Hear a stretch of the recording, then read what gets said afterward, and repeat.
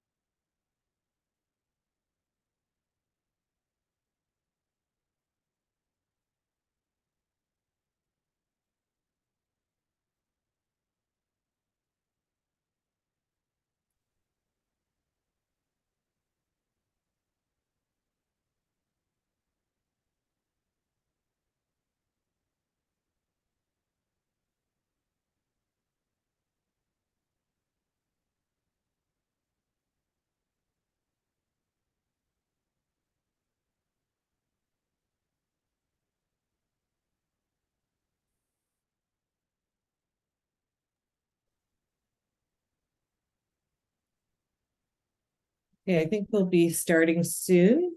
I can begin. Welcome. We are just waiting for one of our panelists to arrive. I know he's rushing from his class into this Zoom. So we will be joined in a minute or so by Mike Fabris as well. I'd like to welcome everyone to the second Decolonise Palestine teach-in. My name is Davina Bhandar, and I'm Associate Professor of Political Science at Athabasca University and an adjunct member of the School of Communications at Simon Fraser University. We're joining you today from the unceded territories of the Musqueam, Tsleil-Waututh, and Squamish First Nations. And I'm making this acknowledgement with the intention of understanding the deeply embedded conception of relationality that grounds our roundtable discussion on this topic of anti-Palestinian racism and solidarity movements today.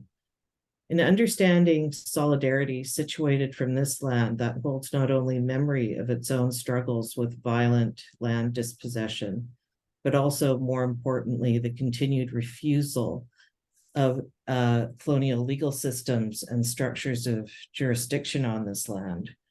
We must think of this relationality as we confront the forms of violent genocidal dispossession on land that is taking place in Gaza, over 10,000 kilometers away. Before we launch into our conversation today, I want to thank Kylie Broderick, the coordinator for the Center for Comparative Muslim Studies at Simon Fraser University, who's been a stalwart support in manifesting these teach-ins, and also Tina Ojla for the development of our posters. And I'd also like to thank our co-sponsors, the Center for Comparative Muslim Studies at Simon Fraser, the Social Justice Center at Kwantlen Polytechnic University, Third World Approaches to International Law Review, the UN RACES, researchers, academics, and advocates centering equity and solidarity, and at the University of Windsor, and the University of British Columbia Middle East Studies. We are very fortunate to have joining us today 5 illustrious panelists who in these desperate times have been able to make time for us to discuss these highly important terms of reference in our contemporary political landscape. As the bombs are dropping, I do not want to lose sight of the emotional toll that this is taking on our panelists, and in particular, Lana Tatour and Dania Majid, who I'm sure have been called upon in many ways in the past 2 weeks, we are honored to have you here in our company, and I thank you for your time. Our panelists today are Dania Majid, is co-founder and president of the Arab Canadian Lawyers Association, who produced the report Anti-Palestinian Racism, Naming, Framing, and Manifestations, and is also the artistic director of the Toronto Palestinian Film Festival.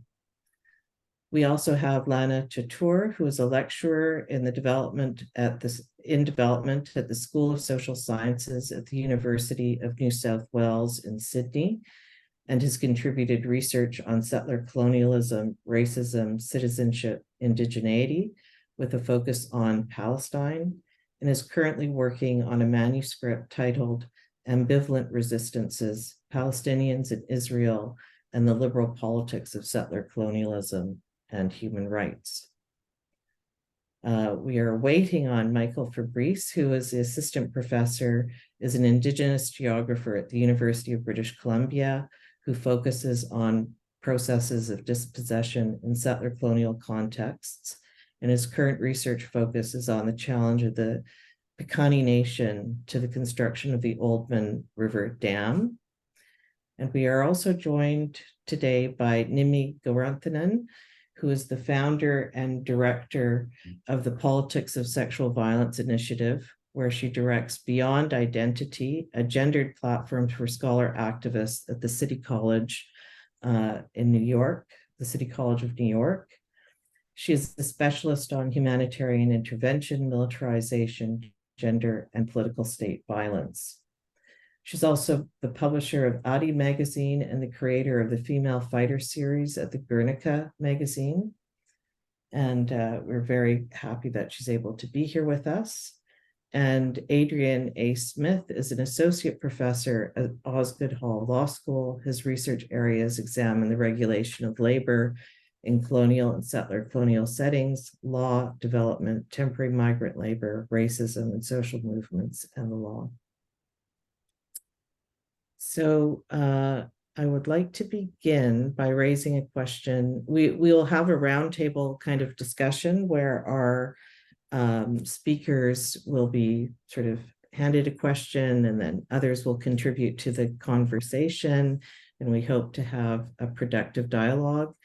At the end of the session, of the few questions that I have to each of our speakers, we will open it up to questions from our audience and hopefully be able to create some dialogue with our audience members today. So I'd like to begin, Dania, with you. If you could possibly, so in this anti-Palestinian racism report that you prepared for ACLA, APR is described as, quote, anti-Palestinian racism is a form of anti-Arab racism that silences, excludes, erases, stereotypes, defames, or dehumanizes Palestinians or their narratives. Could you please provide some of the context and rationale as to why ACLA embarked on this project in the Canadian context? Yeah, sure. Thank you very much for inviting me and, taking the time to discuss anti-Palestinian racism at this particular time. I just want to put out that, I'm no more than an expert on anti-Palestinian racism than any other Palestinian or Palestinian advocate who has experienced attacks for identifying or supporting Palestinians. But what we've done with this report is really try to work to compile those experiences into a resource that could be used for both Palestinians and advocates. And this is something we've lived with, our whole lives, as long as I've been doing activist work, pursuing a career in law, these are stories that I've heard, I have collected working through the Arab community, but we never had a name for it. It was just something you dealt with, because you had those opinions. But what really sparked, the spark that actually created, or triggered the report was all the work that we did in response to the September 2020 scandal at the University of Toronto with the International Human Rights program hiring scandal with Dr. Azarova. This was, for us in Toronto in particular, but it became a global issue, a lightning rod, because it was for the first time we actually had all the emails and the chain of how a smear campaign unfolds. So we got very much involved, but we really wanted to make sure that in discussing the reason for the job offer that was rescinded from Dr. Azarova, we wanted to center it was because of her scholarship on Palestine and not just generic academic freedom or donor interference. So we used the term anti-Palestinian racism in our advocacy just so we could get that lens back on there. And this was very much a departure from the typical approach that was used by Palestinian and pro-Palestinian advocates who, whenever they felt, they experienced smear attacks, they automatically reverted to trying to show that their position is in line with international law. But what we learned through this experience and sort of reflecting on it is that in doing so, we actually miss the reason why you're targeted in the first place. And of course, international law is pretty much inaccessible for anyone who is not an international law scholar.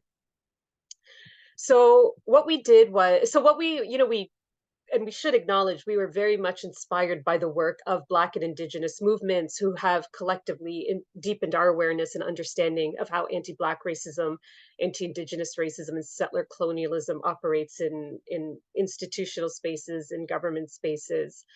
I definitely want to acknowledge, how important that work is for our understanding. But we decided to use anti-Palestinian racism as a term because we knew people would, because of the path that's been already created, that people would understand what racism meant, understood how it applied to them. It was accessible. It talks about a systemic and a collective experience that we face as Palestinians or advocates of Palestinians, advocates for Palestine. And when you put a charge of racism to an institution, in many instances, those institutions already have policies in place or have some sort of mechanism where they have to respond and engage with an affected party who is claiming to have experienced racism in their institutions.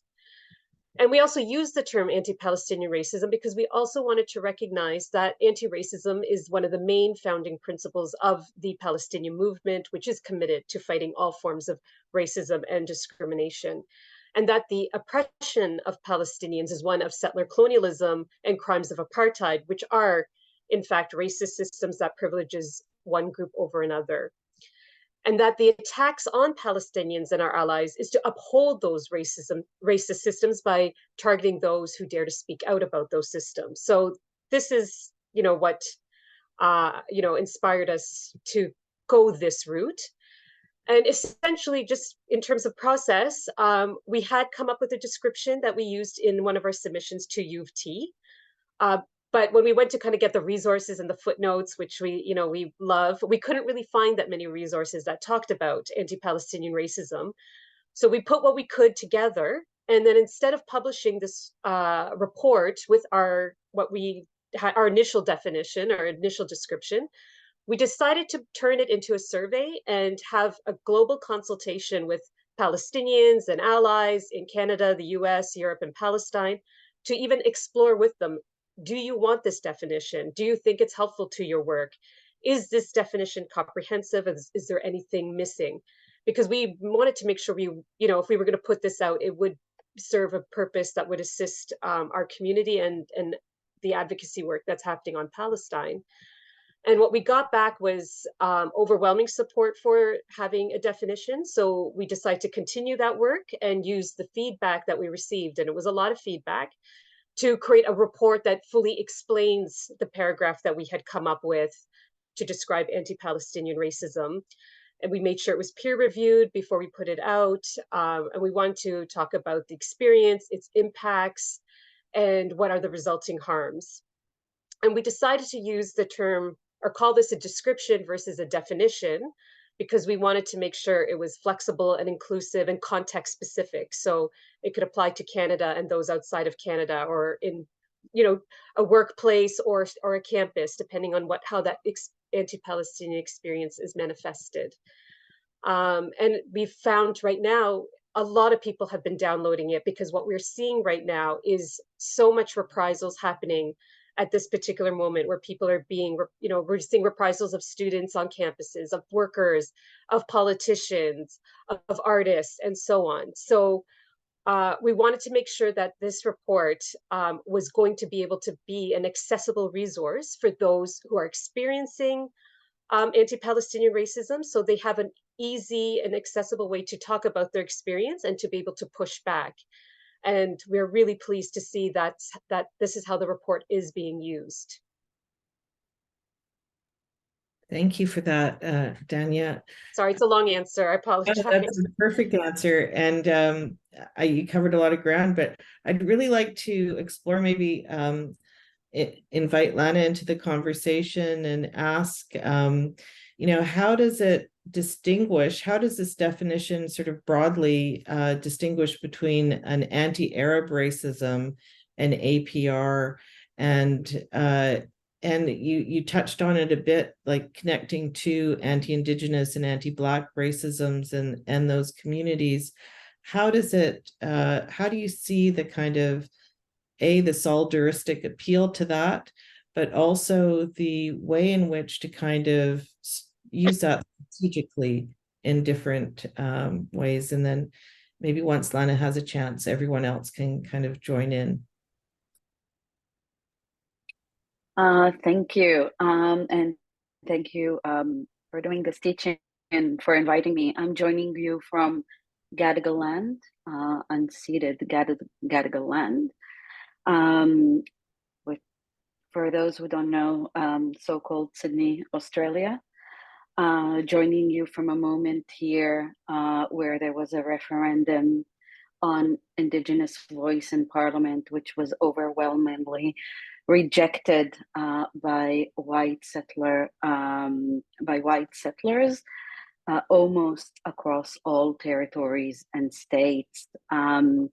Regardless of the different views on the referendum and whether it would have made a substantive change, to Indigenous folks here, I just want to acknowledge the overwhelming racism, the hostility that the no vote has engendered in Australia, and really the horrendous time that Aboriginal and Torres Strait Islander peoples and nations are facing here, which kind of links well to anti-Palestinian racism, right?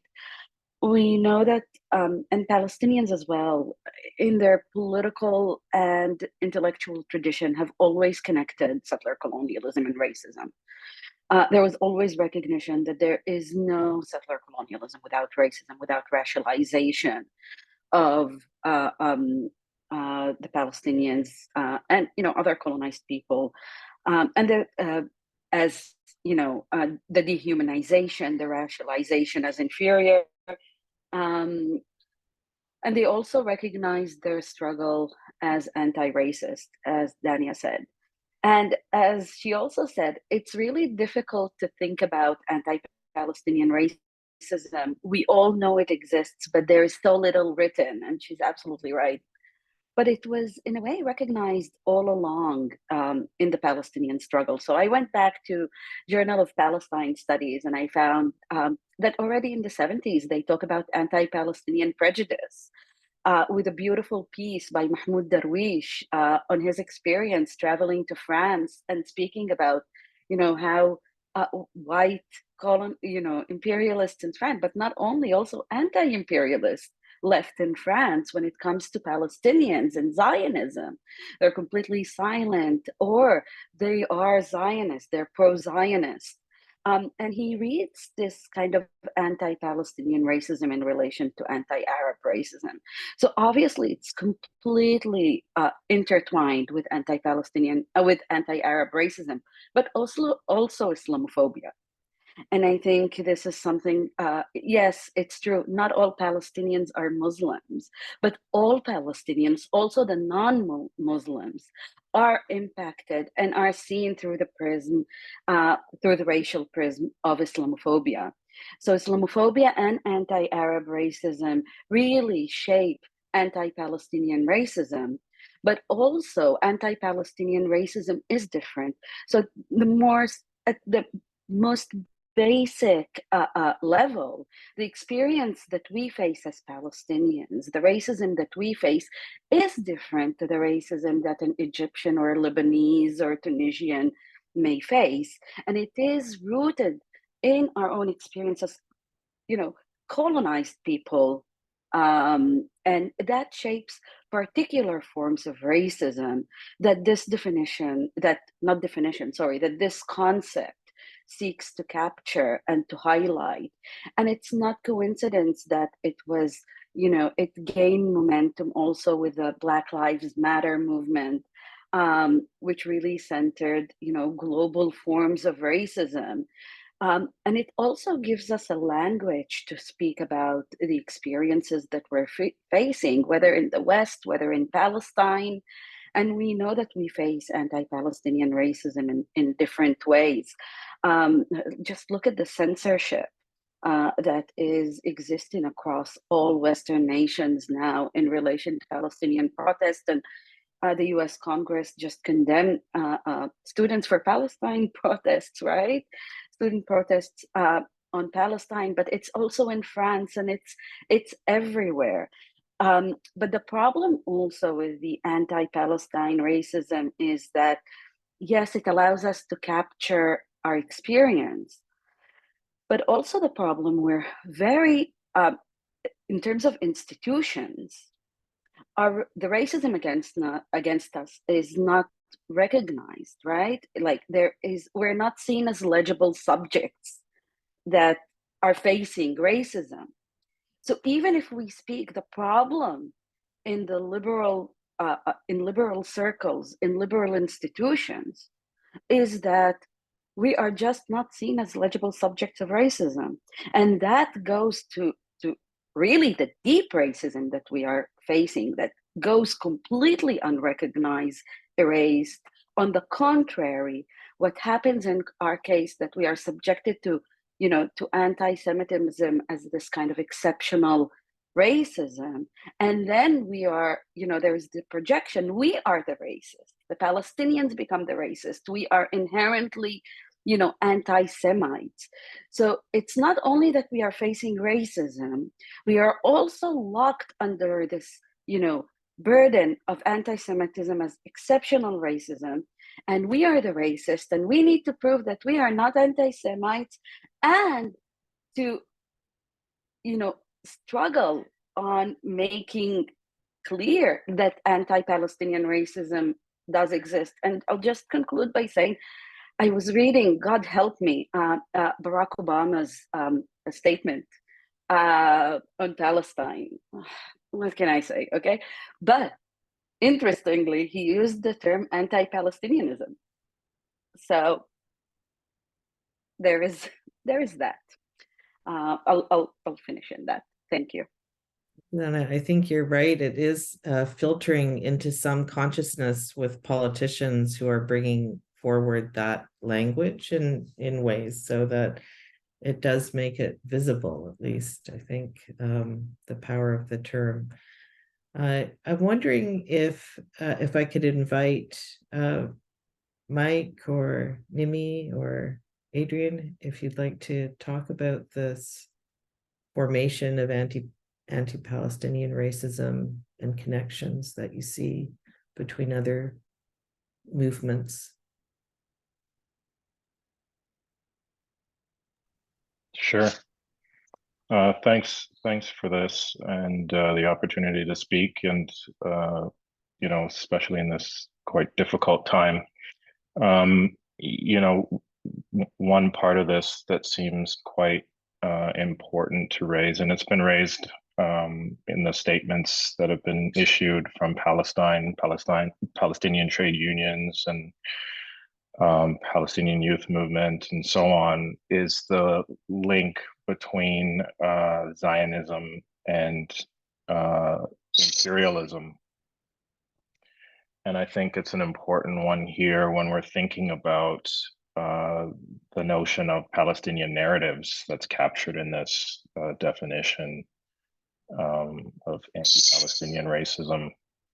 And I think it's quite important that we see the states of the West, the imperialist states of the West, acting in ways that legitimizes the actions of the Israeli state on the ground. I think one of the statements said providing carte blanche military and economic support and cover to the actions. And that's, that narrative is completely undermining any others and any other space for dissenting narratives, for critical narratives, and so on. And indeed, we're seeing that play out on campuses. My campus, York University, we had colleagues, both students and faculty member, whose names were called out in the provincial legislature by the Minister of Colleges and Universities, who has called on the university to take action against those who have asserted critical perspectives, ones that don't align with the imperialist narrative.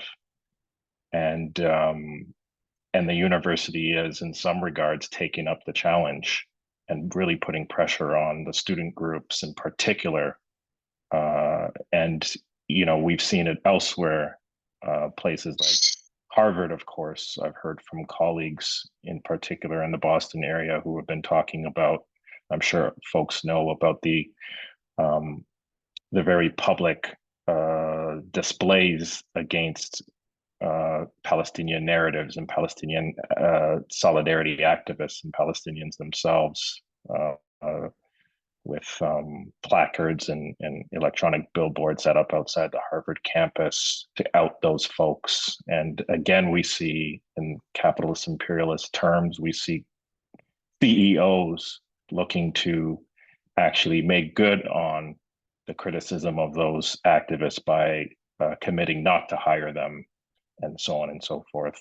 So it seems to me this definition takes us to an important place by adding in stories about narratives, and in turn, it allows us to consider how narratives of Zionism are inextricably connected to capitalist imperialism.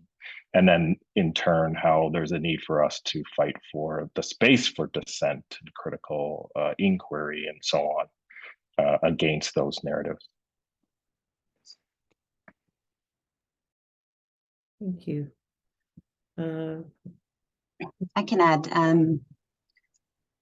I think that I think the narrative part is such a huge part of this, and I'll speak later about the connection to the Tamil many, many connections to the Tamil struggle and to what happened in 2009, and our very, very deep, deep solidarity with Palestinians in this moment. But the narrative, I think, is also tied to, and one of the ways that I think about a lot because of my work with female fighters and the Tigers, and of course I've looked at female fighters in other places like Palestine, is this idea of performing a kind of legitimacy of struggle, that's sort of wrapped up in the narrative part of it, right? That we have to disavow violence in the resistance. And I think that the further, I moved outside of 2009, the more I could see the kind of false momentum that was sweeping up all of our political energies in that moment, right? So it's like, well, if you disavow violence and say that you don't support the Tigers, you say, then we'll listen to you. If you fill out these forms at the UN, if you get this information, if you do this, so all of us, running up this hill to nowhere, right? In that moment, right? And I think that a lot of what I'm seeing right now, particularly in the space of narrative, is constantly sort of reinforcing the state's legitimate use of violence for that particularly, agenda of dominance and supremacy.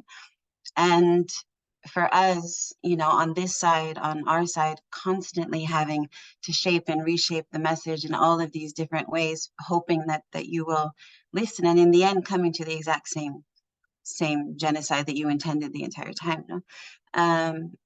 And I think, and I want to put this out in this space, especially when, after October 7th, I remember thinking like, okay, so in 2009, what would I have wanted from my particular position and my particular role in the struggle? I would have wanted to not have my words be spliced into some bullshit two-side piece in the New York Times. I would have wanted the questions that Al Jazeera asked me to not be about terrorism only. No, I would have wanted to be able to have a space to write the counter narrative, right?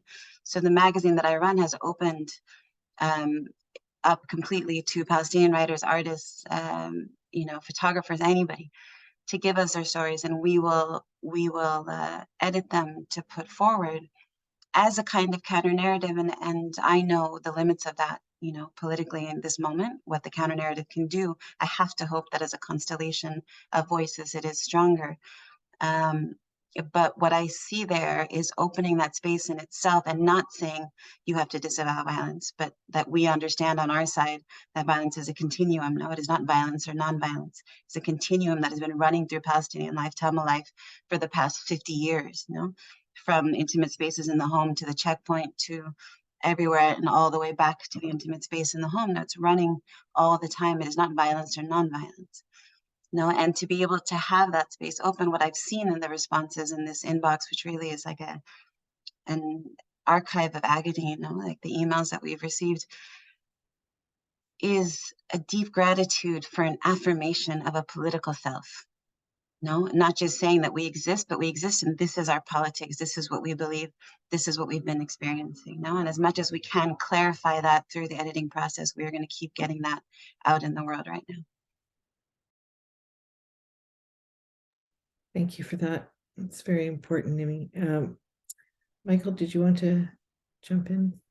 Yeah, for sure. I'm going to connect to what other people have said, but first I'll just say thank you for the invitation to be involved with this. And I'm going to start by acknowledging I'm speaking to you today from my office at UBC, which is the unceded ancestral territory of the Musqueam people, and I am Indigenous, but I am not Indigenous to this land. So when I make that acknowledgement in a meaningful and not tokenistic way, it's an acknowledgement of the continued jurisdiction of Musqueam that exists here, and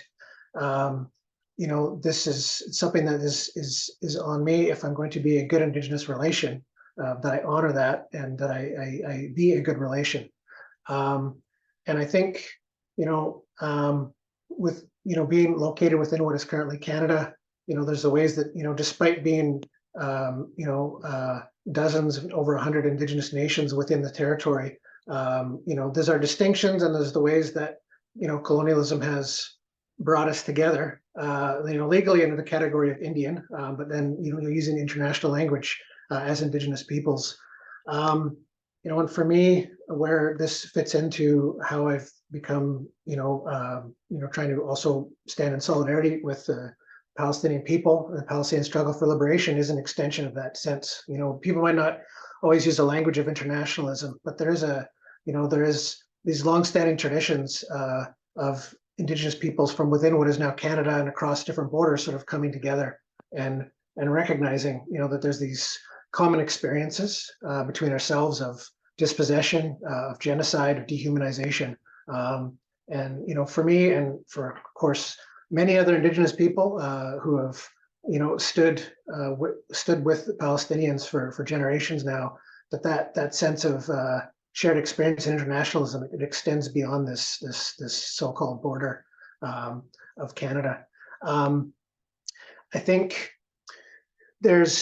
I think especially though what Dania has discussed in terms of anti-Palestinian racism and naming it as a particular form, and what Nimmi brought up around legitimacy. Some of this is coming up for me because it's within Canada. I'm not saying it's more difficult to make the connections between our experiences, but within Canada, the state and university discourses have really shifted towards reconciliation, and a certain way of magnifying very particular expressions of indigeneity while simultaneously erasing other forms.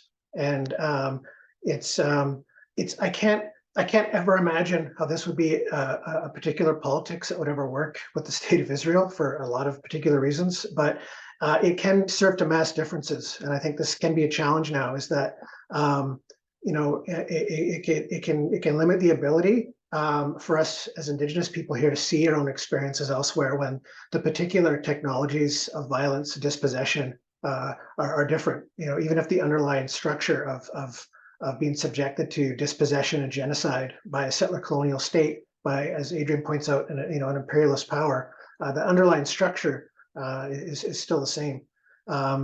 So I think that can be a bit of a challenge.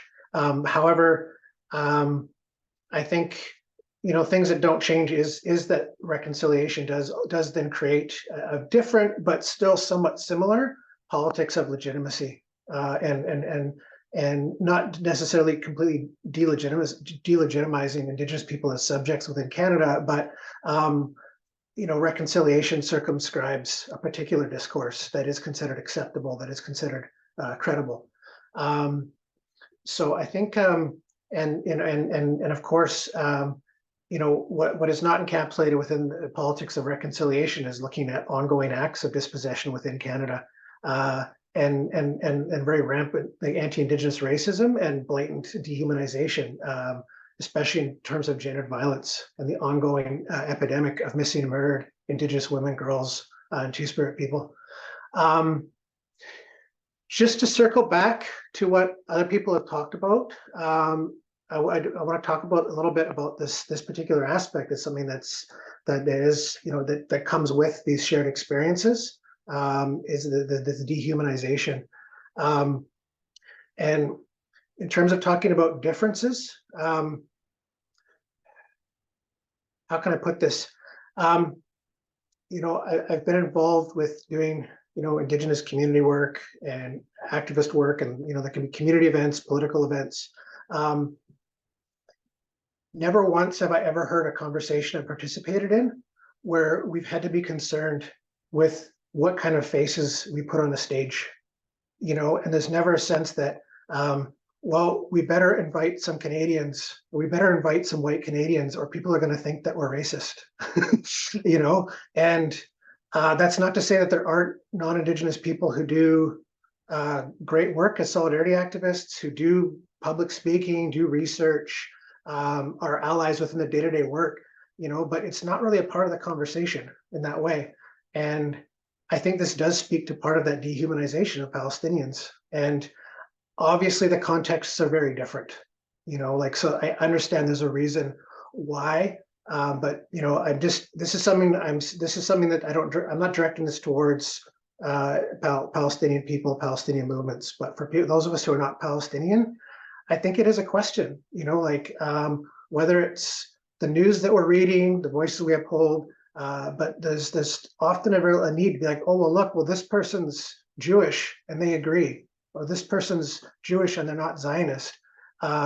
I understand the strategy behind it, but I guess it's a question is, even as allies, are we contributing to this dehumanization when we contribute to this politics of credibility and reliability that, certain sources are less credible than others, whether it's news or analysis of the situation, but especially what's happening in Gaza and the challenges to narratives and all the disinformation.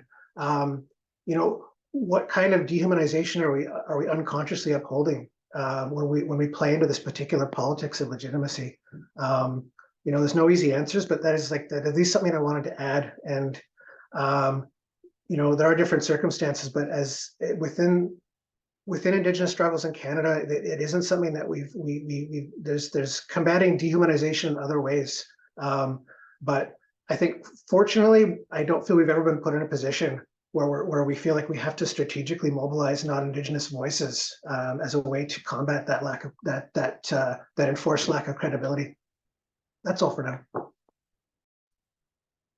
Thanks. I think that's such an important point, and I think as people just watching this unfold, how do we strategize? I think that question is so important. Mike, thanks for raising it. Before I go on, I just wanted to know if Dania or Lana, if you had any thoughts on that point that Mike just raised, if you'd like to speak to that. I mean, I don't think anyone could say it better.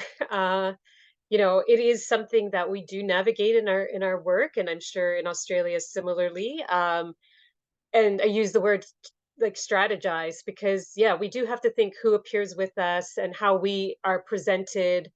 It's something we've dealt with at TPFF, at the Toronto Palestine Film Festival, where when we started in 2008, everyone, there was a lot of requests that we appear with an Israeli or have an Israeli appear with, and we had to make a point of saying, listen, this is about us. It's about our narratives, and we do not want to be presented as in the shadow of being of Israel as just being victims or terrorists. And that was the work that we did as TPFF, so we could be unapologetically Palestinian in public spaces, and and make sure we just presented those Palestinian voices. And yes, allies are there as well, but that we could speak for ourselves, that our artists could speak for themselves, their works could speak for themselves, and we didn't need somebody's approval when we told our stories. And it's something, it's work that we continue to do. And one of the reasons why we did found the festival, so we could say we are Palestine, we are here, and we are telling our stories the way we want to tell their stories. But I do take your point, when I did a media interview recently, the first thing the reporter said to me, and I was the only Palestinian on stage, was she wanted me to speak to Hamas, despite the fact that I was there to speak about the genocide and what's happening to the people of Gaza and the West Bank. She took issue with the fact that I didn't talk about Hamas in my speech. And myself and other female Palestinian advocates have noted that around the world. And, whenever we're invited to speak on Palestine, we're always asked to speak on Hamas first. So, Lana, did you have anything to add? I mean, of course, we're facing the same thing here in Australia. I think there are moments where we can speak without allies, right? But then when it gets politically sensitive, it becomes more tricky. Like even when allies organize teach-ins, so I'm doing several, and I think, most of them would have a Jewish or an Israeli speaker, right? And I am very appreciative of Jewish allies, Jewish anti-Zionist allies, and I think they've their support has been quite remarkable. And I want to actually distinguish that from the Israeli so-called left. If this moment has shown something, is an absolute difference and divide politically in a deep way between Jewish anti-Zionism and between the Israeli so-called left, also those on the radical end. The Jewish anti-Zionist position is much more principled, and you see how the positionality as settler in the in the kind of radical, so-called radical left in Israel, how it really brought to the fore how much it is ingrained in the ways in which they think about their place in Israel. Often they don't see themselves really as settlers, but also the really deep racism that also emerged following the events. It went, they almost sided themselves completely with the state, even though they would say, "Oh, bombing Gaza won't help, but we need to fight Hamas," right? That's the position. While in the Jewish anti-Zionist left, there was much more principled position, and I think that distinction, I have been thinking about it quite a bit, and I think it's important. But to go back to the point of the credibility, we're dealing with it all the time. It's exhausting. There is the condemning, do you condemn Hamas? I screamed at in one of my interviews on the interviewer and called him racist, and refused to answer the question. I think many Palestinians have been doing similar things. I stopped doing recorded interviews. I do only live interviews. But there is this thing that we cannot speak at this moment without allies. There is that sense, and it is so strong. And just a couple of days ago, I was on a panel, a really beautiful space, the Red Rattler Theater here. It was a Black Palestinian solidarity event from Gaza, from Gadigal to Gaza. And it was organized by Palestinians and indigenous folks here. And then one of the organizers, actually a Palestinian, asked me, "Do you think we need a Jewish speaker?" And I was like, and pardon my language, I was like, fuck no. Like, even in this space, we want to speak, let us be just us. No settlers, except for us, obviously we're settlers here, but we don't need white settlers to legitimize this. We don't need Jewish anti-Zionists. They're welcome to the space, but could it just be for once, just us? And I can't tell you how powerful that was, how comforting that was. And one of the speakers, Palestinian speakers, said, and I agreed with her, she's like, "This is the only time I feel safe in this country, in this place." And we need to think about it as we organize in these moments, and not take it in straightforward way that we need the allies constantly with us. Sometimes we want to be alone, right? And that's okay. Thank you. Wondering if I could just ask Lana and Michael to speak to this kind of complexity of Indigenous solidarities that, Lana, you just sort of mentioned about this stage and this beautiful panel, thinking about the complexities of indigeneity itself in colonial settler contexts, and the attempt to both claim and refuse concepts of indigeneity, and how that has sort of developed in the last number of years, or the forms of solidarity movements that we've seen between Indigenous youth, for instance.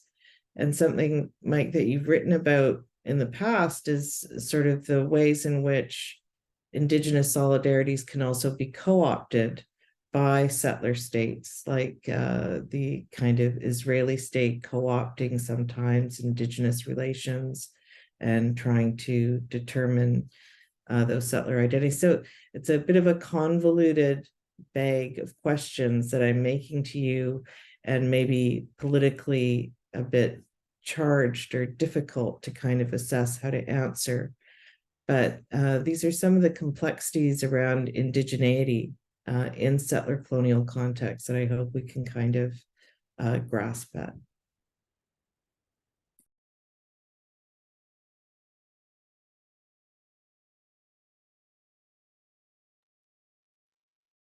You want me to go first, Lana, or do you want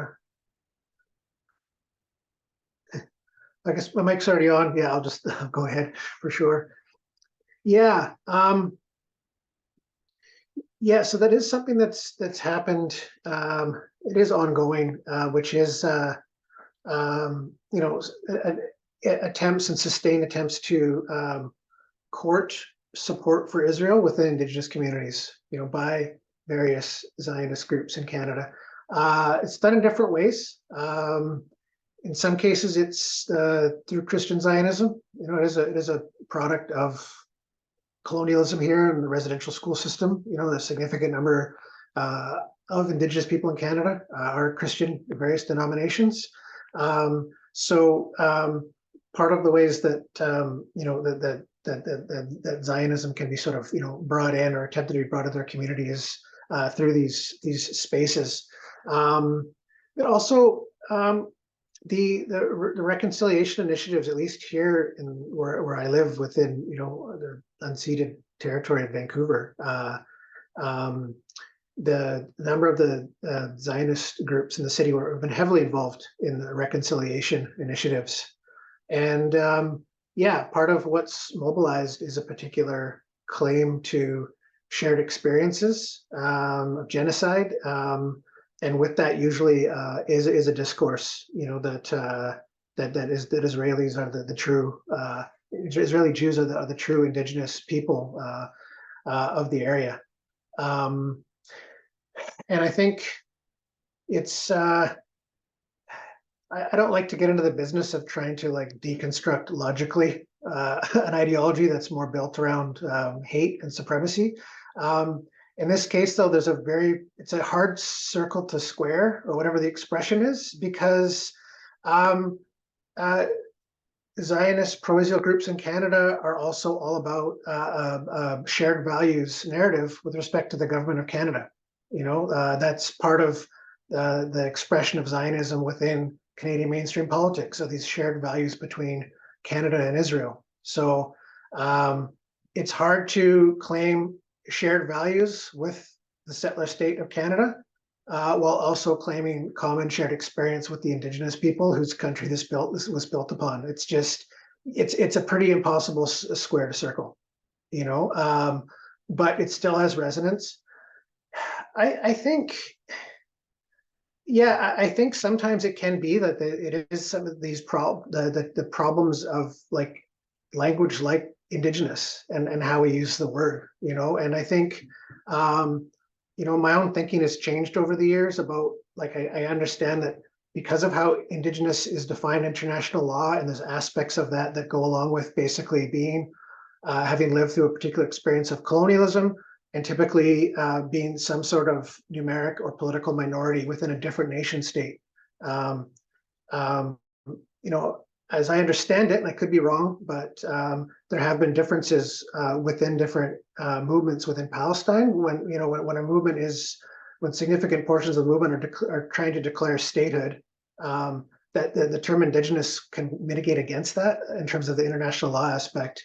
But also that also does, the same rhetoric can then undermine any Israeli claims to being Indigenous, because they clearly have a state right now.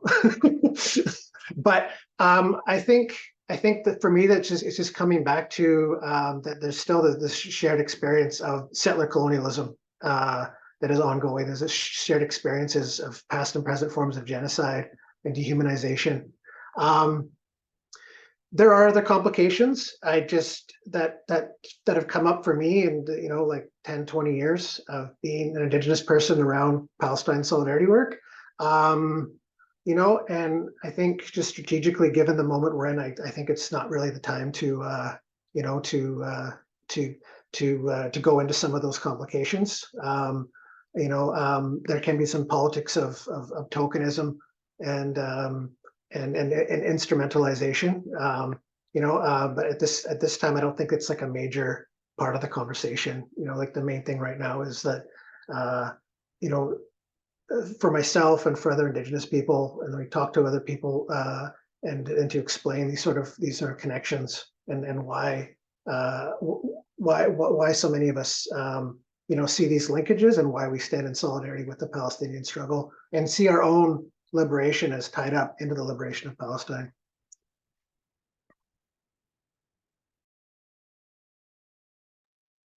Thanks, Lana.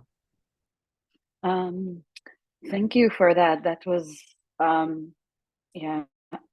Maybe I'll talk about it from a different perspective of kind of Palestinian organizing in these spaces. And I'm more familiar with what is happening here. And there has been a shift in recent years. And I think that the question of indigeneity is a very complicated one in the Palestinian space. And I'm not sure there is time to go into that, and I can speak about it forever. I'm writing a book about this, so but it is complicated. It is complicated because I think Palestinians do see themselves as natives, indigenous to the land. Even the word indigeneity is not completely foreign to Palestinians. You can trace it to the 70s and even the 60s. But it was used in a different way. So indigeneity and native was kind of used interchangeably.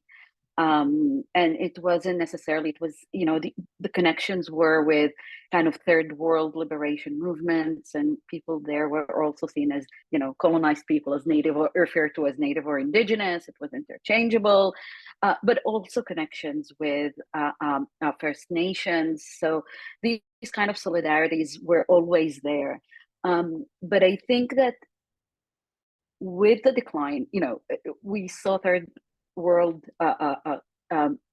nations receiving independence, moving to different forms of post-colonial and neo-colonial predicament. But Palestine, in this regard, stayed behind.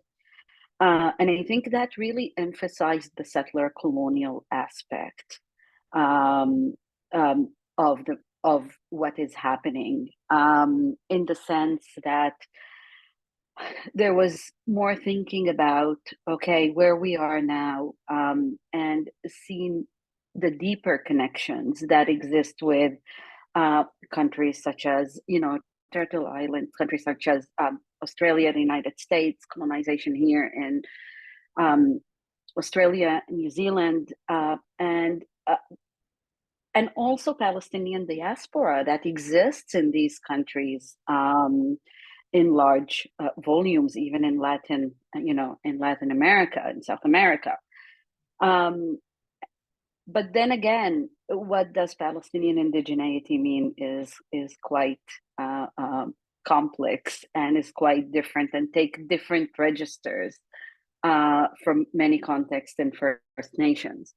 But going back, I think Palestinians, especially new generation of activists, are taking seriously their position as settlers in these countries. That was not the case in former, in previous activism decades ago, not even, I think, 15 years ago.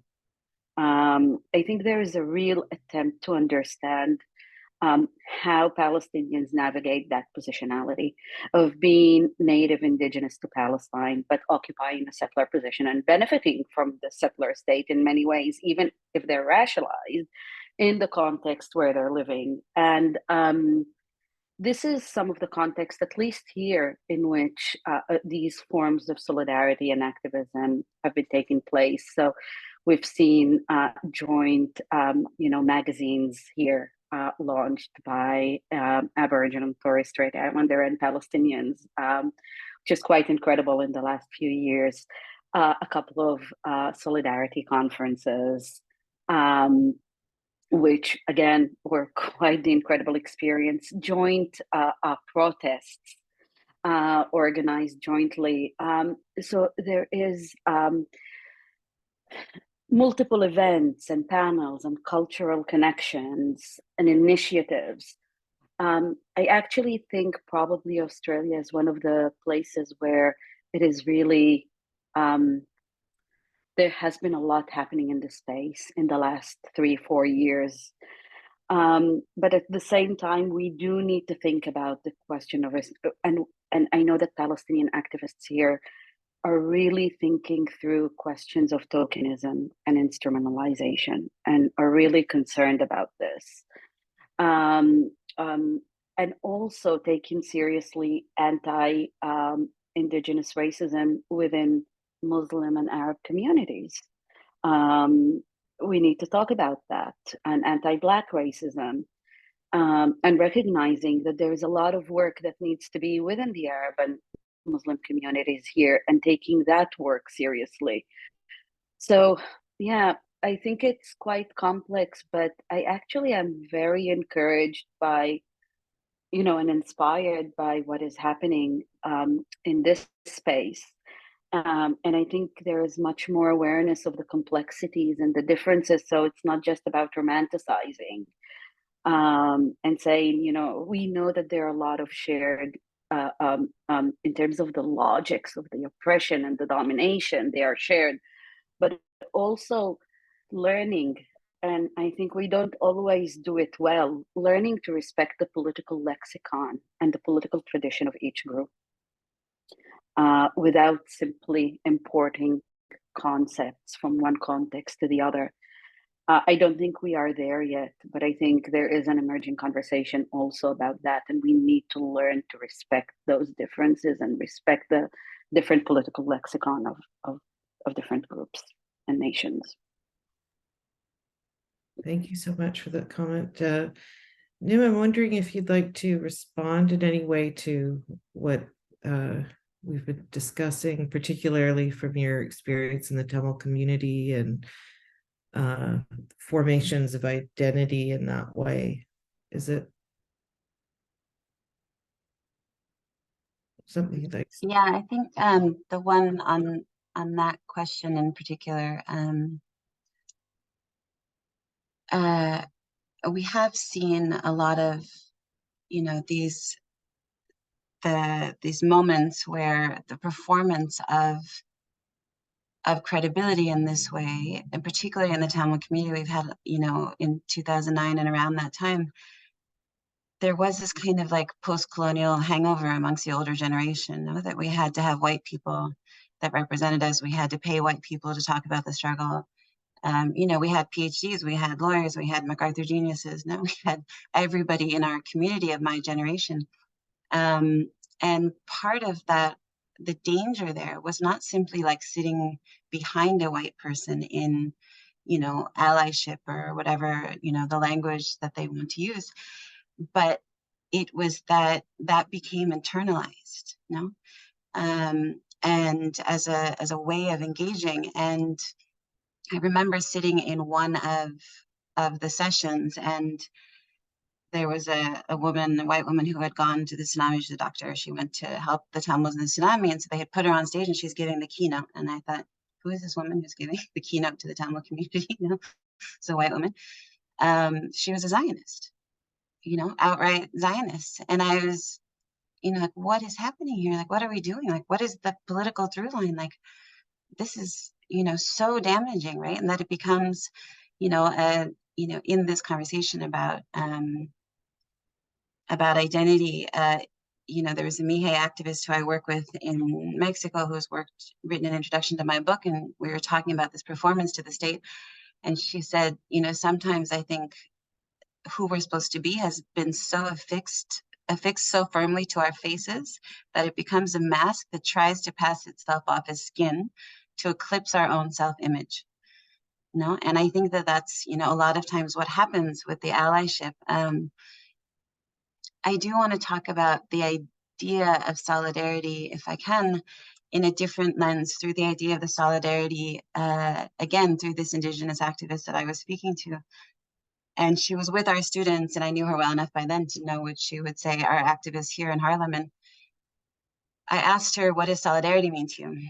And she said, the state, immediately, you know, and like, didn't pause, she said the state. Because that's where she sees Mexico, the US, others acting in concert to quell dissent, right? That's where she sees the strategy, the policy, the resources towards dominance, right? So I think first is to understand solidarity and the resistance, one has to identify the solidarity of states, right? To see how that maps onto the dispossessed body, you know, onto our bodies. So, you know, if you have the Patriot Act that traveled from the US to India, to Israel, to Sri Lanka, to settle on our communities with the draconian detention and the, you know, the arrests and all of that. And we speak a lot about the identity and the body politic it oppresses, but not the identity of the state, you know? And the state itself as a religious, racial supremacy and virulent misogyny are kind of in the bone marrow, you know, of the state that seeks domination, right? And we're not seeing that identity. And so when I think about the sort of, you know, and I try and work with my students to not erect this kind of superficial solidarity in a hashtag or whatever, but to be able to do that work to find those deeper through lines, right? And that's, as I think Michael says, you know, my work is mostly on gender and why women, you know, participate in violence, but that is in how the state protects dominance, you know? So in similar experiences of, let's say, militarization, right? This near universal militarization as a value system that seeps into these intimate places in life that affect women and children. There was, in a new book, The Cunning of Gender Violence, Dr. Nadera Shalhoub-Kevorkian did a wonderful dark study of young schoolgirls, you know, mapping the spatial violence of the Israeli Defense Force, and how those moments of interacting with the dogs barking at the checkpoints and pulling them away and being hit with the butt of a gun and all of that. This is militarization, you know? This is how it sits in the body. It's how it sits in the body of Tamil women. You know? I think Mariam Barghouti, you know, in a conversation recently reminded us, it's in the testing of drones that Palestinians report shoot weird bullets that suddenly show up in Cop City in Lana.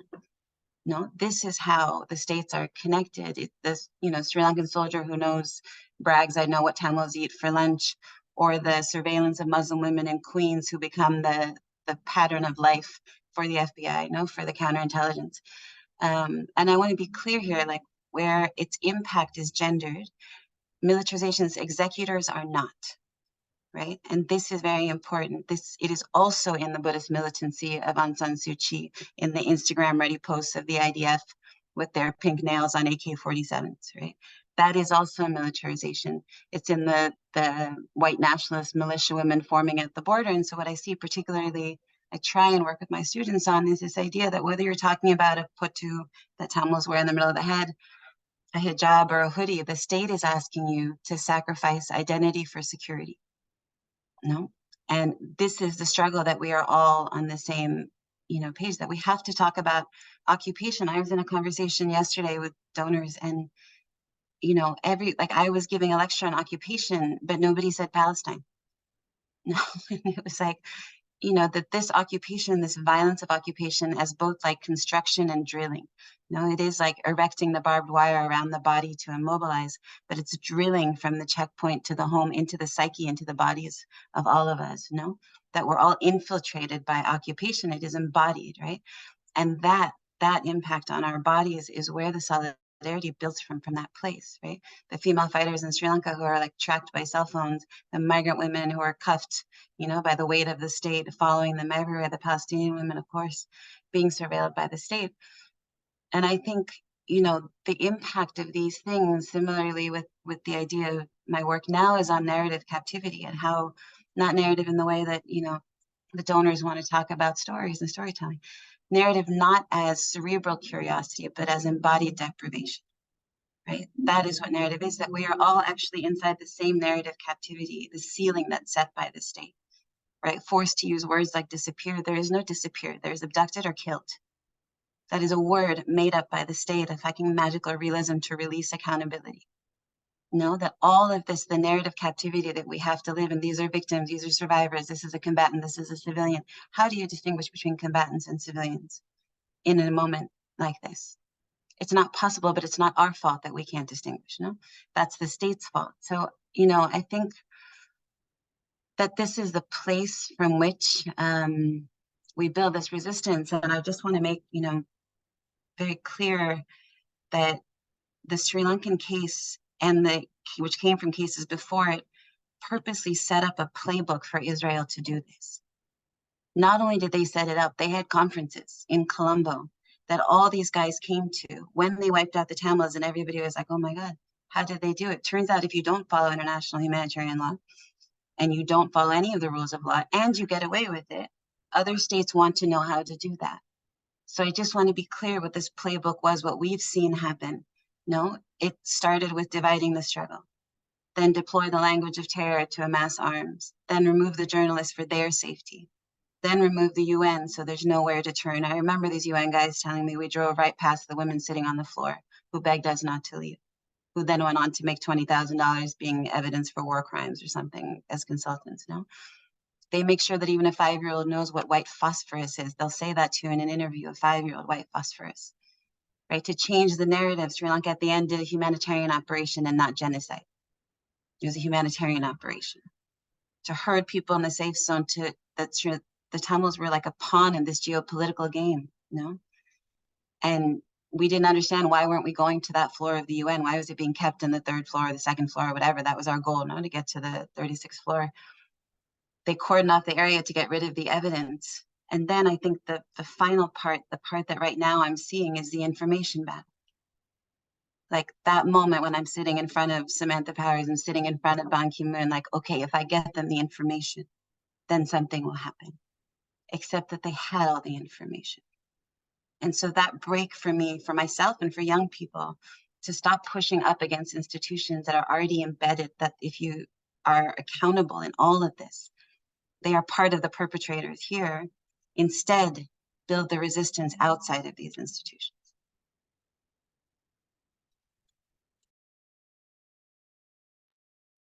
That concept of narrative captivity just speaks so clearly to, I think, what we're all feeling or experiencing. And thank you for naming that. It's very important. I think it is the feeling of like, what do we push against? And how do we formulate this? You know, using the language of solidarity is impoverished in that frame. So what is the language that we're going to go towards? How are we going to break through in our unified struggles? Adrian, I'm wondering if you would like to speak to some of this.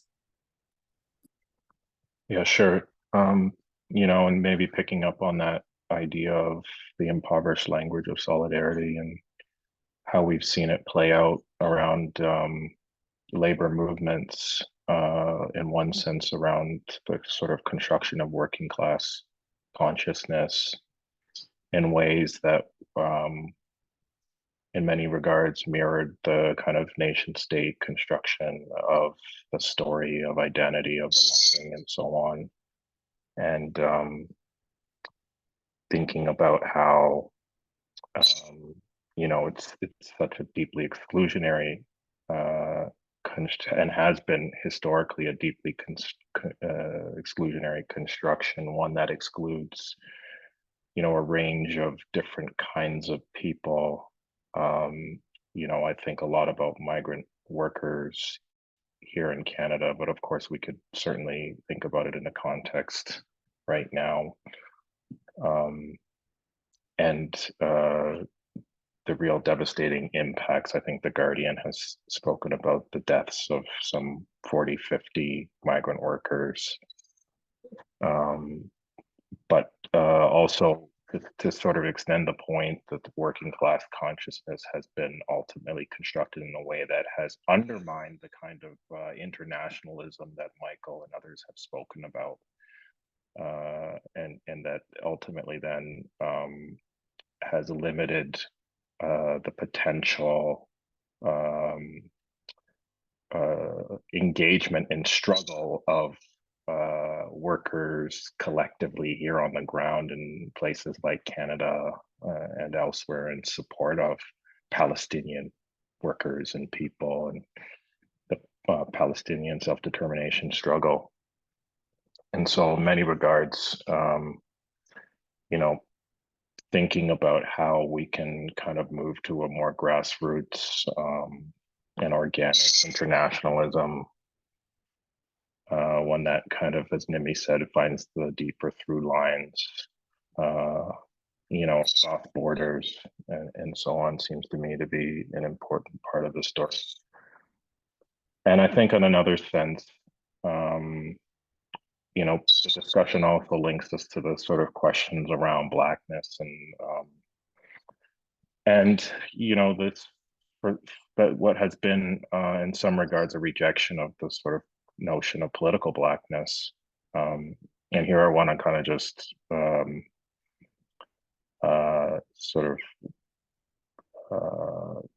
check my friend Sujit Xavier. We've been thinking about this for a little bit and picking up on Sivanandan's work. In fact, thinking about, is political Blackness a kind of a basis on which we can start to think about a more meaningful solidarity, excuse the language, a more meaningful way in which we can start to link people's struggles and identities, but not in the ways that, the artificial ways beyond the sort of allyship constructions, beyond the tokenism that that Lana spoke about earlier, and thinking about shared struggles. And in that, then, as Lana also said, taking seriously the kind of positionality of folks, so that we don't have the kinds of identity masking, theft, identity theft sort of moves that we've seen in a range of different contexts, including in terms of, I guess, what folks have been calling pretendians, but also in terms of the context of Blackness and so on. So, there was important pushback against political Blackness as it operated in places like the UK and elsewhere. But certainly we need ways to take seriously, our what Martin Luther King Jr. called our inescapable networks of mutuality, our interconnectedness, and in a way that's sort of deep and profound. And so, I think in both working class consciousness and political Blackness, there's some opportunity there to think about shared struggles without overstating the commonalities that Lana said earlier.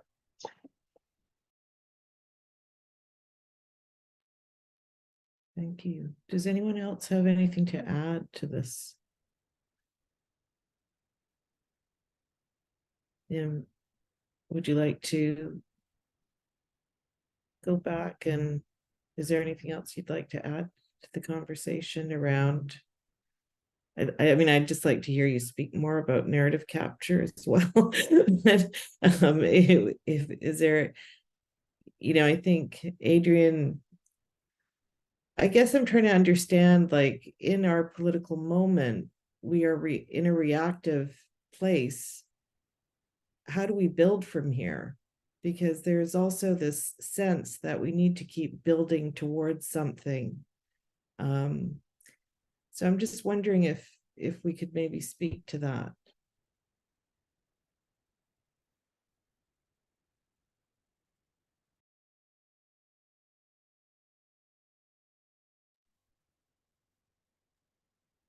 Was that specifically for me or anybody?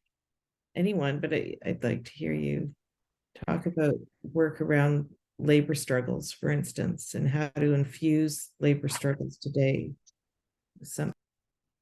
Yeah.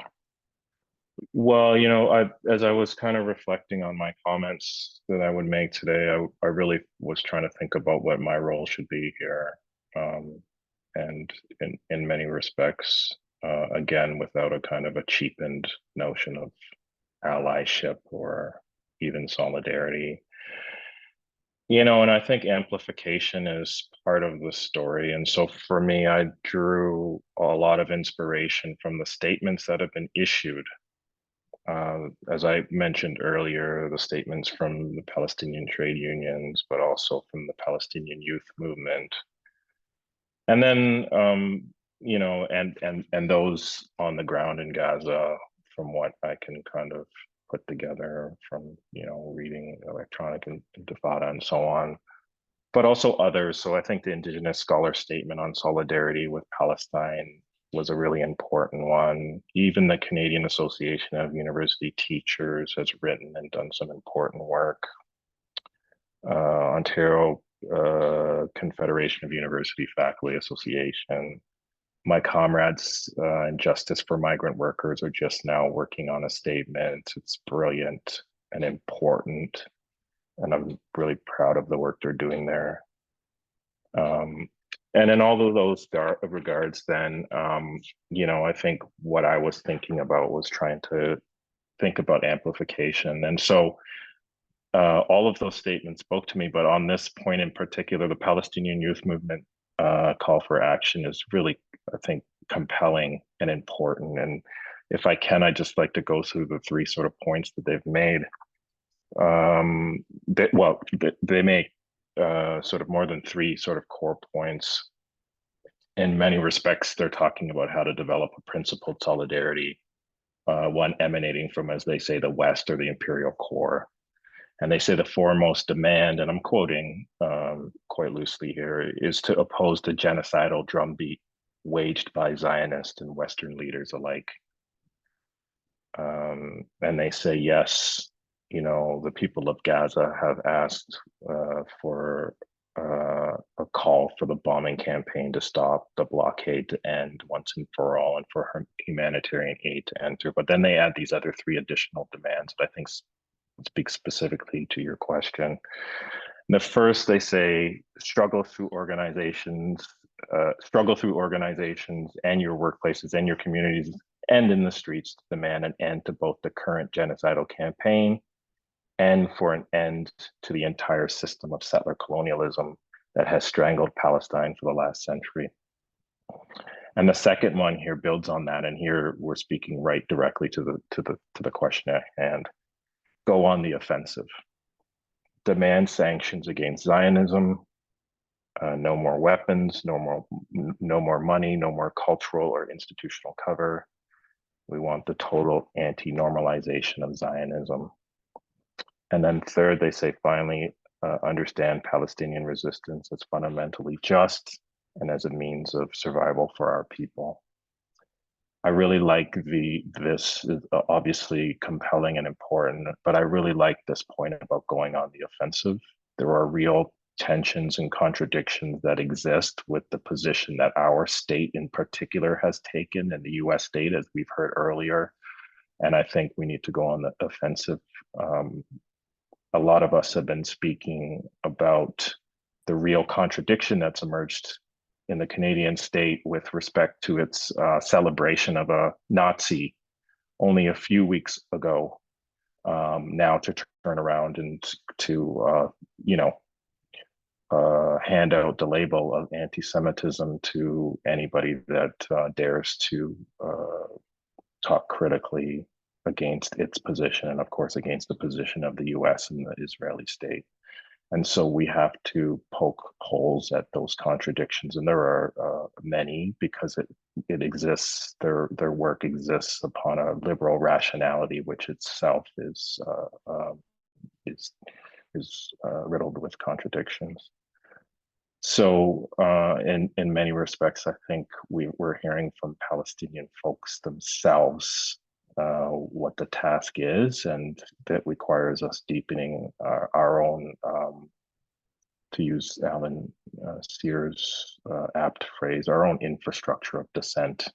We have to find ways now to deepen that in our own ways. And I think the labor movement in particular, organized labor, should see that, Michael's great phrase from earlier about the politics of legitimacy. is really the politics of responsibilization and responsible unionism that has been imposed structurally through law and through state policies on organized labor.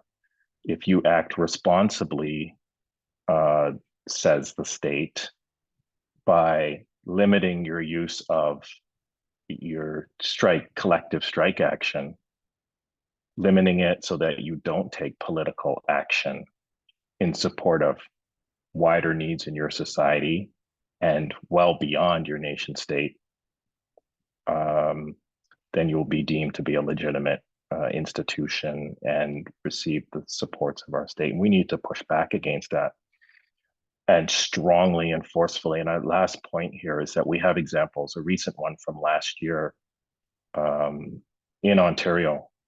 Last year at this very time, education support workers primarily, who are organized by CUPE primarily, predominantly women, predominantly racialized women, who in the face of a government that had been running around through the early phases of the pandemic, talking about how they were essential and heroic in their efforts, denied them the wage increases that would have only basically stayed in line with the inflating inflation that we're seeing.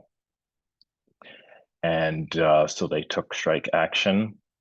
The government threatened them with back to work legislation. The threats that they faced were something like $4,000 a worker a day in fines, $500,000 a day to the union itself.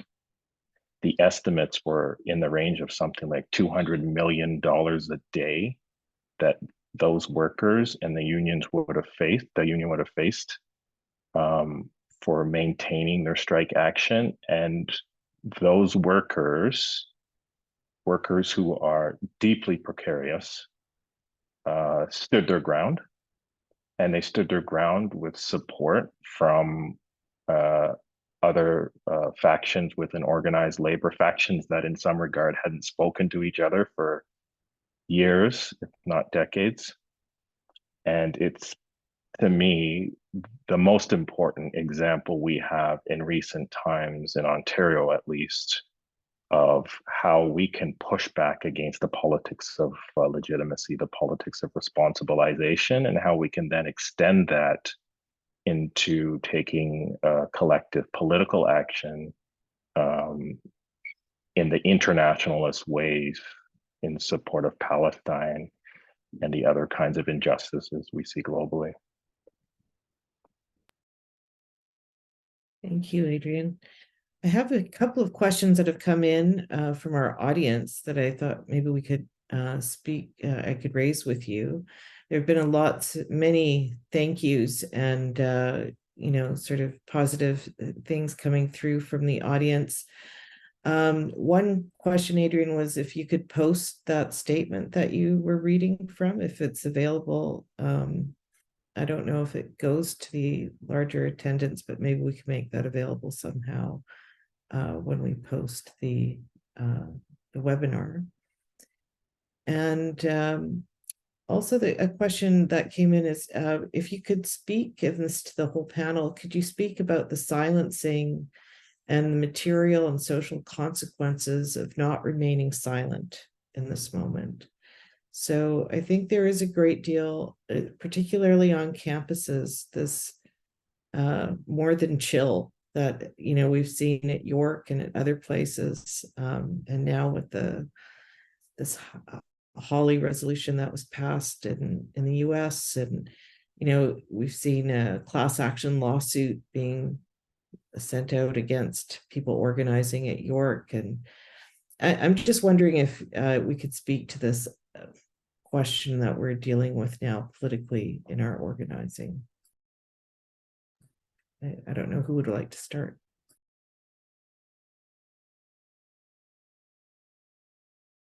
Okay, maybe I'll take a stab at it.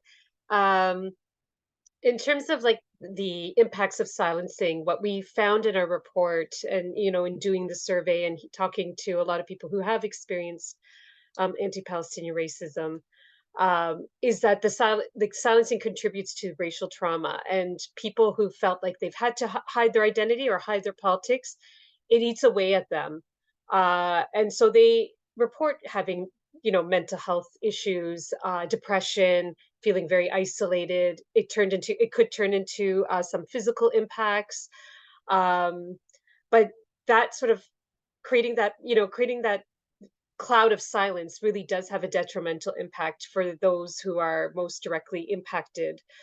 But at the same time, what we also heard is that there's the fear of speaking out. And and because of the backlash and the chilling effect that has been created, and we can't deny that it doesn't exist. So it's one of those things in terms of like organizing. We have to make sure that when we are participating in organizing actions, we recognize who's with us, who's in the room, who's participating, what, are they vulnerable? And we have to make sure that those amongst us who are vulnerable are protected. So it could mean different strategies within the collective action. It might mean education. So making sure that those who might participate in an action that might result in some type of blowback or consequences are fully aware of what those potential consequences might be, and that organizers have those proper supports in place for if and when those consequences happen. So people are in advance prepared to respond and not sort of freaking out when a harsh response is affected. And then I think at the end of the day, people have to make an assessment themselves of what they are comfortable in participating in, because you can't. It's not always helpful to the collective if you sort of start something, freak out, pull out. So it's better to sort of understand, and do a check on what you're able to do and not able to do. I know I will speak as a lawyer. I knew as soon as I was going to do any type of Palestinian work, it would mean a very different career path for myself. It was, I mean, which was fine. I knew that. I knew I wanted to take the social justice route, but I kind of had to make that decision. Bay Street will not be the path that will be accessible to me if I continue doing Palestinian organizing. So there, and if you choose that other route, you can still find ways that you can participate and contribute. So it is sort of trying to take a check and understand what you are able and unable to do. Thank you. Anyone else like to speak to this?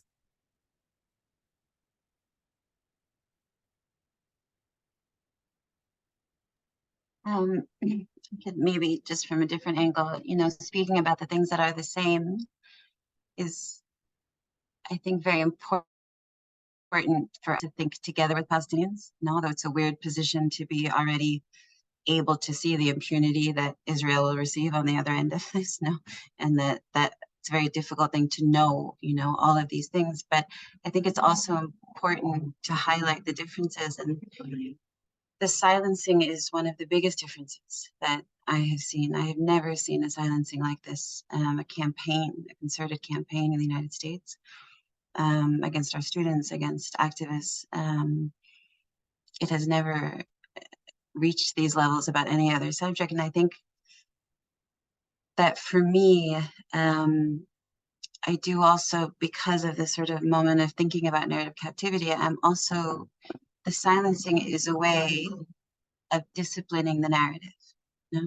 And so when there's going to be a backlash, then the state can say, well, we told you to articulate it in these terms, in this way, to stay inside of this framework.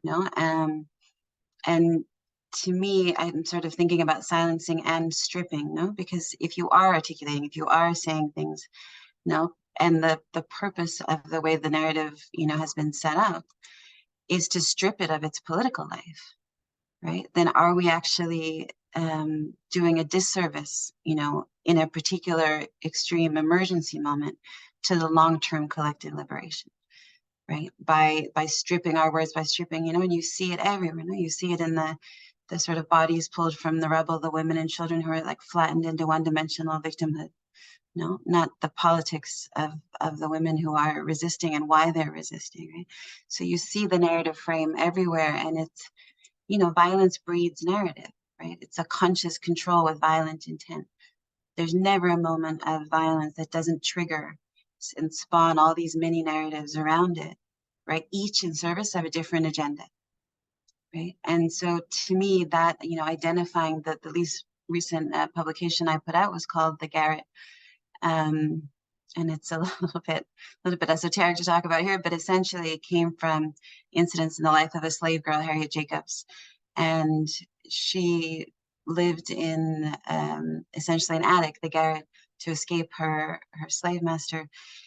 And there was a Canadian scholar, Catherine McKittrick, who said that this was the birthplace of the first Black feminist counter-narrative, right? Which is to say that from this space, she had in captivity the emancipatory imagination because she was held captive, but she was constantly making visible the lines of her dehumanization. She constantly talked about this was 7 feet long, this is 3 feet, this is 9 feet, this is where the mice were, this was a little bit of air that came in, this is whatever, no? And so there's a lot of people, particularly in the West and whiteness, that wants to sort of jump to emancipatory potential of narrative. But you cannot get to that without identifying the lines of captivity, So the pamphlet essentially uses the garret to say there are these 3 different spaces, that like flatness of victimhood and survivorhood, the language we use to survive, where Harriet Jacobs is only able to lay her body flat and survive, right? That 3 feet up is the narrative ceiling. She's 5 feet tall, but it's only 3 feet. So if she stood up, her head would be cut off, And that to me is the women who resist. When you resist, when you want to write for the New York Times or Al Jazeera or whoever else, you're fine to talk about abortion and choice and consent, but if you talk about the abolition of ICE for sterilization, that's the narrative ceiling, right? Then they cut your head off, then you're done, right? And then, the sloping sort of angle is the idea of language, words like empowerment, like disappear, like capacity building, all of the language used to protect the state, like little shingles on top of each other to protect the state and to depoliticize. And then the corner is kind of this very interesting place to me to think about the law, which I know many of you are in the field, but essentially when I go into court for an asylum case and there's a fighter who's with me, whether she's from Palestine, Sri Lanka, and I'm defending her, I have to say she's a mother, not a fighter, not working on land rights, not working on genocide, not working on Dalits, So it's for her to survive in this flat way, this corner of the law, I'm lowering the threshold for collective liberation, right? And so a part of me looks back at a lot of that work, and very much like you both, and I deeply empathize in fights with people on CNN and writing for Washington Post and writing whatever. And if I look back at that writing, I can see how you stripped the politics from it. I can see what you did. I can see that you put this in this very sad victim. She's done and she's sad and whatever, And so to me, there's the silencing and there's the stripping. And I think we have to consider first how they work together, and also how do we push back to dismantle the dominance of this particular, dismantling the frame rather than writing into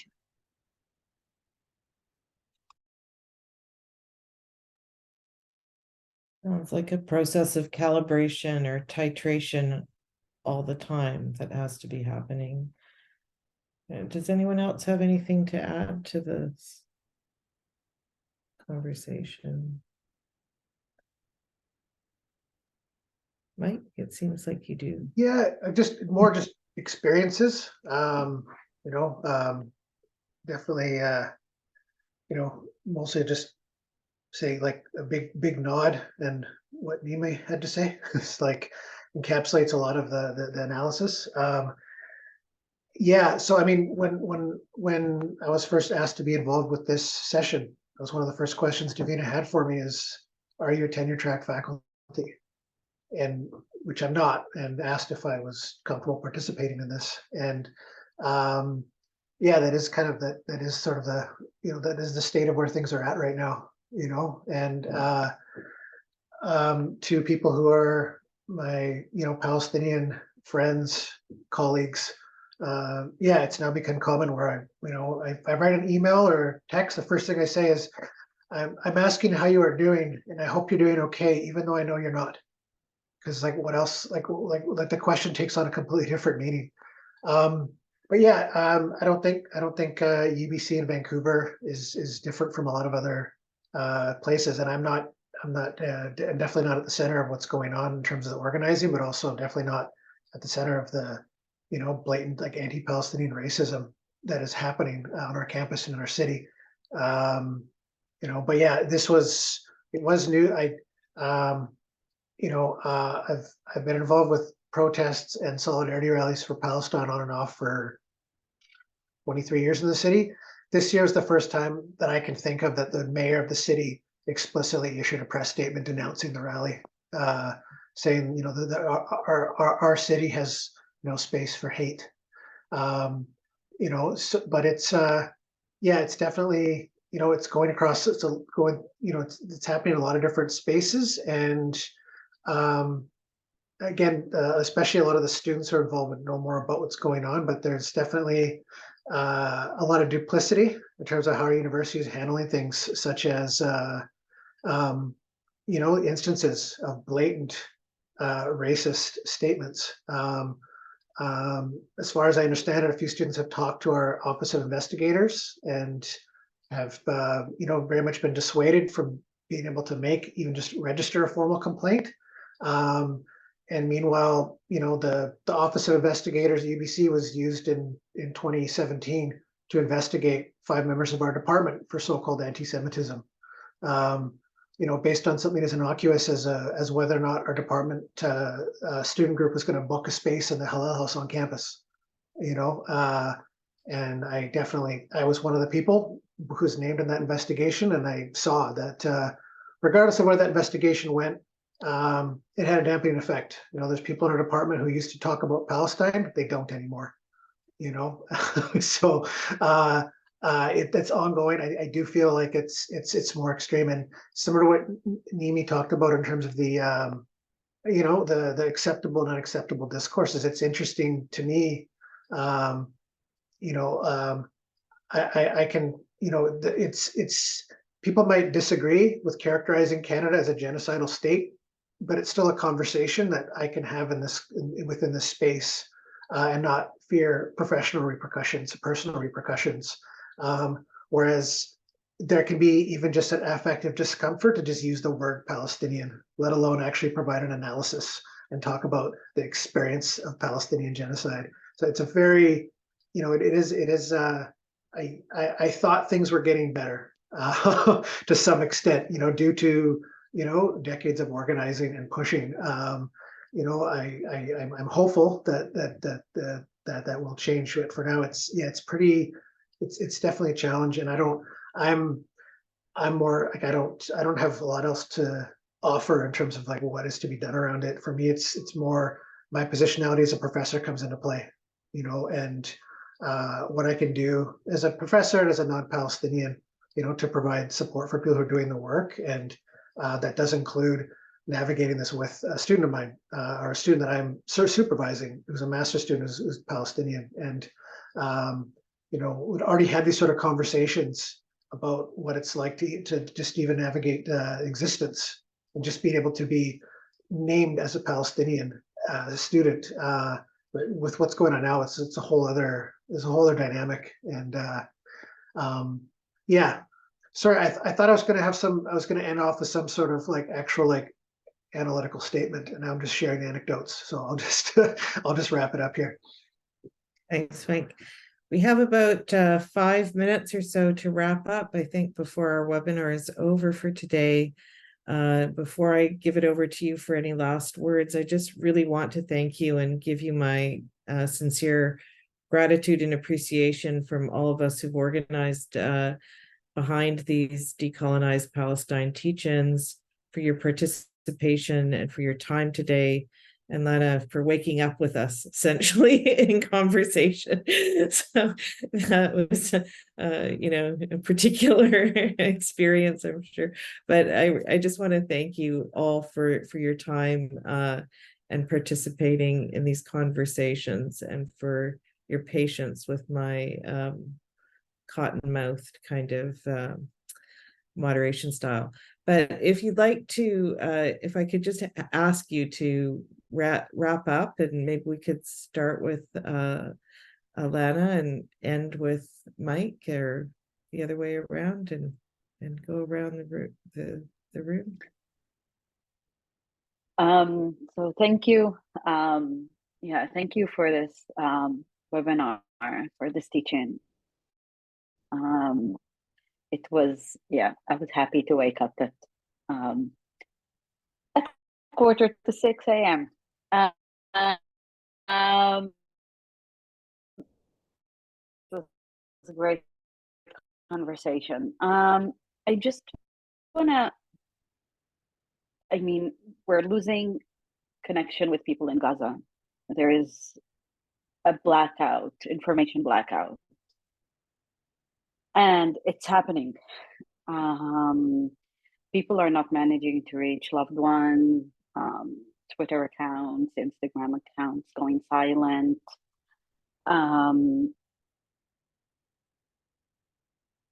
And it's horrifying. And every time I think we reached a new level of horrifying, something else happens. You know, the fact that we have no idea, like I was just receiving texts from people, it's like, we don't know what is happening in Gaza. We're trying to find out, we have no idea. And, you know, I don't have anything too sophisticated to say about it, except that it is absolutely horrifying. And it's just concerning in levels. There is a genocide happening, and it keeps escalating and escalating. And it seems that, you know, they're just finding new ways to torture the population. It's not even a collective punishment, it's a collective torture, what is happening. And whatever is happening on our front, you know, the silence, they're silencing on our front, but we fight it.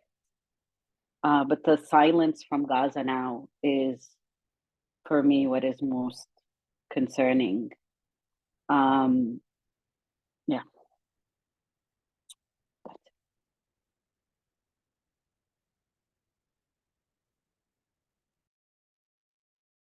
Adrian? Yeah, thanks again for the invitation. And you know, maybe I'll just end with the words of this from the statement of Palestinian trade unions. It says, the struggle for Palestinian justice and liberation is not only a regionally and globally determined struggle, it is a lever for the liberation of all dispossessed and exploited people of the world. And I think that's an important thing that we need to work on developing, expanding in meaningful ways. So we need to defend the space for dissent on Palestine and open up new space. Thanks. Dania? Yeah, I mean, it's always hard to find the right words at this time, especially, you know, seeing the news breaking right now, and you know, the media blackout, and what they suspect to be is an imminent ground invasion, and we know what's to come. But you know, just from today's conversation, you know, I think it is important to recognize the role dehumanization has played in all of this, in our struggle, but also the Indigenous, Black, Tamil, and other struggles.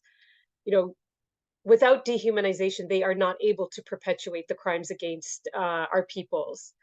And this is why at this time it is critical that we break our silence. And there's many ways we can break our silence. Again, you know, knowing that people are precarious, it might look differently. Radical is defined very differently from space to space. But we need to, you know, put pressure where we can in the context we operate, to call for the end, you know, to try to prevent a genocide from unfolding. And then after that, you know, we can't stop talking about Palestine. We need to continue mobilizing, to continue working, because Gaza is not going to be all right. The West Bank is definitely not going to be all right. depending how all this plays out. We cannot forget the fact that settlers are armed and running through the West Bank right now, that there's mass arrests happening right now, that the field-tested weapons that are used against Palestinians are being exported to our communities outside of Palestine and used on us right now. So our struggles are connected. Oppression has been capitalized and globalized. People are making money off this genocide, off settler colonialism, off the apartheid of Palestine. So we need to, deal with the urgency of today, but continue to push for the end of the occupation and going forward, because it impacts us all one way or the other. So thank you for having me. Thank you, Dania. Nimmi? Yeah, I got an email today from a writer in Gaza, or maybe yesterday or the day before, and I know the internet's been out the past few hours. And, he was asking for, when we publish the piece, can we send money? Because there's like 22 members of his family in his house, and then in like parentheses, there was 27 yesterday. And to me, it was like these, like the parentheses around five people's life, in this moment, how painful it must have been to write, to read, but how this is part of the dehumanizing. It's just a parenthesis, it's a parenthetical, and I think that I would want to say to you all and to others in the Palestinian struggle, in this moment in 2009, I remember sitting across the defense minister or being in an interview, and they were sort of showing the hospitals being bombed, and I had all the video and all the images, and I was arguing for the Tamils, and the defense minister, they're sort of spliced against me in like an early Vice News, and he said, we've never endangered any civilians, not even one, and we've never bombed a safe zone, right? And I remember being in front of the Sri Lankan defense general at the UN with a dossier of sexual violence, and he said, we're a disciplined military force. Disciplined militaries don't rape. We've never raped one woman. And it wasn't that they lied. Of course, I knew they were going to lie. But it was how they lied, how completely they lied, and how they didn't even squirm, because they knew they were sitting in this embedded impunity offered by the United States, offered by us, offered by the West. They knew they could get away with it, And so for me, I think that, if you all start to feel like you're going crazy as we did, please know that we're here with you, and that you're not going crazy, and we know that this is happening. And I've been revisiting a lot of the poetry and all as we produce this issue. This is Muhammad Al-Kurd, looking at Aja Monet's, contribution, and she said, solidarity is a feeling and a doing. It can only be felt. It cannot be contrived. It is an energetic force, And so my hope is that particularly you feel from Tamils that we're with you in this.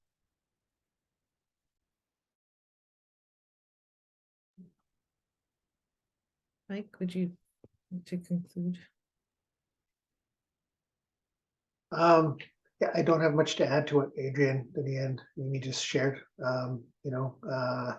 Just thanks for the invitation to be involved with this. And I don't believe I knew any of the panelists before, so it's great to meet you all, at least in this capacity. If I haven't already, I'll definitely be looking up your works. And but yeah, building on Nimmi said, I think that's, if there's one thing I could say about solidarity, is that's part of, in terms of at least the ways it plays out between Indigenous people here, is it is relating. It's relating. It's definitely,